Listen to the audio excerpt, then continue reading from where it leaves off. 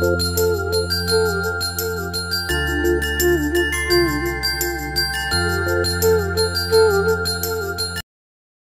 The lord. ప్రభునందు ప్రియ సహోదరి సహోదరులారా, యేసుక్రీస్తు నామములో మీకు శుభాలు తెలియజేస్తున్నాను. అందరూ బాగున్నారా? ప్రతిరోజు కూడా వాగ్దానం రిసీవ్ చేసుకుంటూ మీరు ఆత్మీయమైన మేలును పొందుతున్నారని దేవునికి ఎంతగానో కృతజ్ఞతలు తెలియజేస్తున్నాను. దేవుడు మిమ్మల్ని దీవించునుగాక. ఆమేన్. మీ యొక్క ప్రోత్సాహం మాకు ఎంతో సంతోషాన్ని కలిగిస్తుంది. మిమ్మల్ని దేవుడు దీవించాలని కోరుకుంటున్నాను. ఆమేన్. ఈ దినం దేవుడు మనకి ఇచ్చిన మాటను చదువుకుందాం. సామెతలు 1వ అధ్యాయం 10వ వచనం. నా కుమారుడా, పాపులు నిన్ను ప్రేరేపింపగా ఒప్పుకోము. ఆమె పాపులు నిన్ను ప్రేరేపించగా నీవు ఒప్పుకోవద్దు అనే మాటను మనం ఇక్కడ చదువుకున్నాం. అవును, మనము ప్రేరణకు బానిసలుగా, ప్రేరణకు గురి అయిపోయి ఇతరులు మనకిస్తున్న ఆలోచనలు కానీ ప్రేరేపణలు కానీ తీసుకుంటూ ఒకవేళ అది మంచి మార్గంలో నేను నడిపించగలిగిందైతే ఓకే, దేవుడు ఆయన ఇంకను ఆశీర్వదిస్తాడు. అయితే ఇక్కడ మనం చదువుకున్న మాట, పాపులు నిన్ను ప్రేరేపిస్తారు, నీవు దానికి ఒప్పుకోవద్దు. పాపులు నిన్ను ప్రేరేపిస్తే ఎలాంటి ప్రేరేపణ ఇస్తారు అంటే నిన్ను నష్టపరిచే ప్రేరేపణే ఇస్తారు. నిన్ను దేవునికి దూరము చేసే ఆలోచనలే వారు చెప్తారు.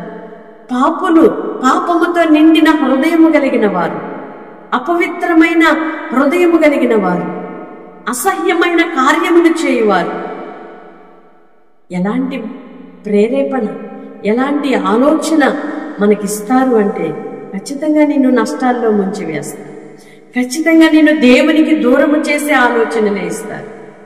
దేవుని సన్నిధికి నిన్ను దూరపరిచే, నీ కుటుంబంలో అనాలోచన, నీ కుటుంబంలో కలవరాలు, నీ కుటుంబంలో అశాంతి, అసమాధానం కలిగించే ప్రేరేపణలు పాపులు నీకు ఇస్తారు.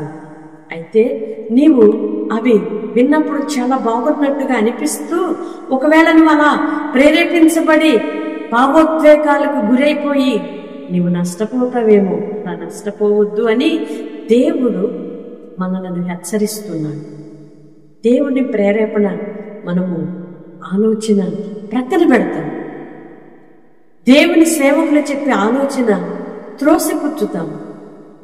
దేవుడు మనకిచ్చే ఆ మంచి ఆలోచన, ప్రేరణ అది భ్రమ అనుకొని మనము ఆగిపోతాము. కానీ సాతాను సంబంధులు, సాతాను అనుచరులు ఇచ్చే ఆలోచన మాత్రం వెంటనే అమలుపరచడం మనం గమనిస్తూ ఉంటాం.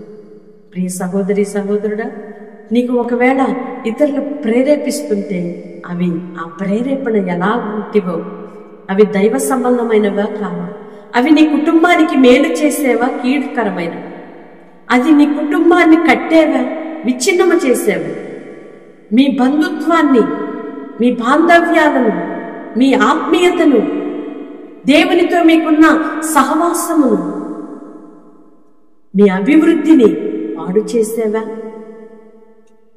అవి బాగు చేసేవా అనేది ఒక్కసారి మనం ఆలోచించగలిగితే దేవునికి ఇష్టమైన ఆలోచనలు, దేవునికి మనము దగ్గరగా అయ్యే ఆలోచనలు, దైవ సేవకుల యొక్క ఆలోచనలు, మంచి మన యోగక్షేమాలు, మన శ్రేయోభిలాషల యొక్క ఆలోచనలు మనము గ్రహించాలి. మానవ నైజం ఏంటి అంటే మంచిని తొందరగా స్వీకరించలేరు. మేలు అది గ్రహింపు కాదు, నీకు నష్టపరిచేది ప్రస్తుతం అది చాలా బాగున్నట్లుగా, చాలా ఈజీగా ఉన్నట్లు, చాలా అవి నీకు మంచిని కోరినట్లుగా అనిపిస్తుంది. కానీ దైవ ఆలోచనను నీవు గ్రహించాలి. అందుకే పౌలు భక్తుడు అంటున్నాడు, నీకు కీడేదో మేలేదో, మంచేదో చెడేదో వివేచించగలిగిన జ్ఞానేంద్రియాలు కావాలి అని. అట్టి జ్ఞానేంద్రియములు కలిగిన వారిగా మన ముందుముగాక పాపులు ప్రేరేపించగా ఒప్పకుము. నీ ఇరుగు పొరుగు వారు కావచ్చు, నీ స్నేహితులు కావచ్చు, నువ్వు నమ్మిన వారు కావచ్చు, మంచి ప్రాణంగా నాకు ఎంతో సన్నిహితులు అనుకున్న వారు కావచ్చు. వారిచ్చే ఆలోచన నిన్ను ఎక్కడికి తీసుకెళ్తుంది? వారి యొక్క ఆలోచన, వారి ప్రేరణ నీకు క్షేమాన్ని కలిగిస్తుందా? సమాధానాన్ని కలిగిస్తుందా? నిన్ను దేవునికి దగ్గర చేస్తుందా? నీకు మంచి అలవాట్లు అలవరుస్తుందా? లేదా ఒక్కసారి మనలను మనమే ఆలోచించుకొని సరి అయిన నిర్ణయాలు తీసుకుందాముగాక. ఇంతవరకు నా వారే కదా, సొంత వారే కదా, నా ప్రాణ స్నేహితుడు కదా, నేను నమ్మిన వారు కదా అని వారి ఆలోచన తీసుకొని నీవు నష్టపోయి ఉంటే ఇప్పుడే విడిచిపెట్టుదువుగాక. నా దేవుని యొక్క ఆలోచన నీకు అనుగ్రహింపబడునుగాక.